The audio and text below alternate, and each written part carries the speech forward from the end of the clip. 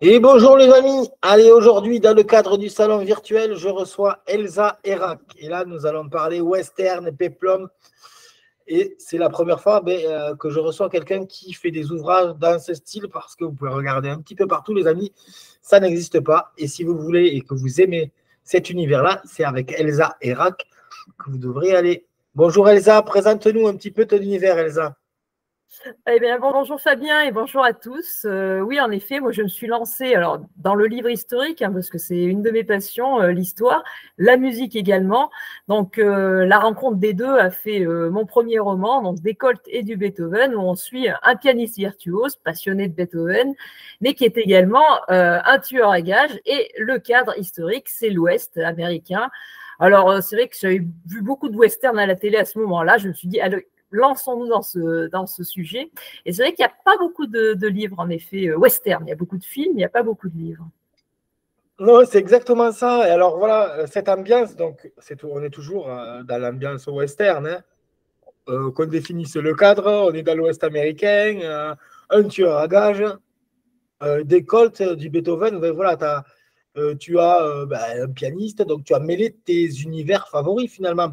Tu dis que tu aimes la musique et l'histoire, hein, et dans tes livres, alors, mettons des Colts et du Beethoven, qu'est-ce que, je dirais, raconte-nous un petit peu l'intrigue de l'histoire, le fond de l'histoire. Tout à fait. Alors, voilà, moi, j'ai pris les deux, hein, donc le tueur à gages pour vraiment le côté dur, et naturellement, dans l'Ouest américain, il y a le côté dur, mais j'avais pris le pianiste parce que j'avais vu que c'était pas incompatible, hein. J'étais tombée sur le récit de voyage d'Isabella Bird, une Anglaise qui partait dans les Rocheuses et qui disait qu'elle rencontrait des desperados, mais qui étaient terribles, mais qui en même temps étaient capables de raconter des poèmes. Donc moi, j'ai mon tueur à gages donc, qui a une maman française, qui est le chéri, le beau Victor. Et donc, il a appris à jouer du piano tout petit. Et sa maman le voit bien comme pianiste.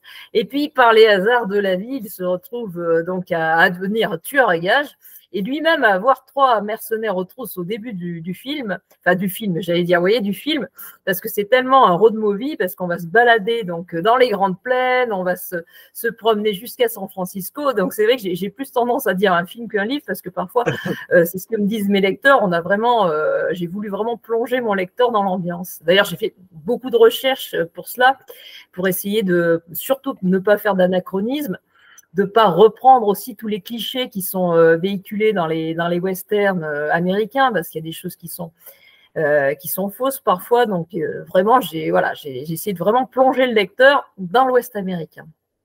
Ah, ça me rappelle un petit peu le bon, la brute, le truand, Bud Spencer, et comme à la belle époque, on a pu voir avec les péplums, là, tout ce qu'il faut, la poussière qu'il y avait, les saloons, etc. Et puis, comme tu parles de pianiste, on a souvent vu dans les films, quand les cow-boys arrivent dans ces westerns, dans ces saloons, on a toujours un pianiste dans un coin du bar qui joue une musique, etc. Donc, c'est un peu ça ton univers aussi quand on ouvre ce livre, voilà, c'est vraiment, on est dans un saloon, on est dans le western, l'Ouest américain, et cette histoire, moi, je vois bien, voilà, Bud Spencer, tu vois, les trucs, voilà, ça se faisait à l'époque, vraiment un univers très marqué, et tu as réussi à le retranscrire parfaitement dans ton livre. Alors, parle-nous maintenant de ce deuxième livre, Un un piano pianiste, sur le dos, oui. voilà, c'est ça. Alors, en fait, c'est en faisant les recherches pour le premier ouvrage, parce que j'ai lu beaucoup de choses, j'aime bien faire des recherches. Donc, je suis tombée sur le journal de Louis Moreau Gottschalk. Si je dis Louis Moreau Gottschalk aujourd'hui, il est très peu connu, à moins d'être vraiment fan de France Musique ou de Radio Classique, où il le passe de temps en temps, mais c'est vrai qu'il est plus connu. Mais à l'époque, c'est vraiment quelqu'un qui était considéré comme Chopin. C'était vraiment ses admiratrices lui couraient après pour avoir un bout de son gant, une mèche de ses cheveux. Enfin, c'était une vraie vedette, une star, hein, vraiment internationale. Aujourd'hui, il est oublié. Et je suis Ouais, tombée sur son alors ça, journal. c'est un oncle. Oui, voilà, hein, et je suis tombée sur son journal écrit en français, puisqu'il est né à la Nouvelle-Orléans, donc américain, mais de culture et de cœur vraiment français. Et je me suis dit, mais quelle vie, vraiment, né à la Nouvelle-Orléans, il est allé en Europe, tout petit. Après, donc il a fait des tournées en Amérique latine, il est allé aux Antilles. Et alors, rien ne l'arrête, un tremblement de terre, une épidémie de choléra. Lui, il continue à donner ses tournées. Ce qu'il veut, c'est vraiment faire aimer le piano, faire découvrir la musique, sa musique aussi, puisqu'il nous a laissé quand même des centaines de compositions. Et malheureusement, bah, voilà, donc il est aujourd'hui oublié, mais c'est vrai qu'il a eu une vie de pianiste et d'aventurier.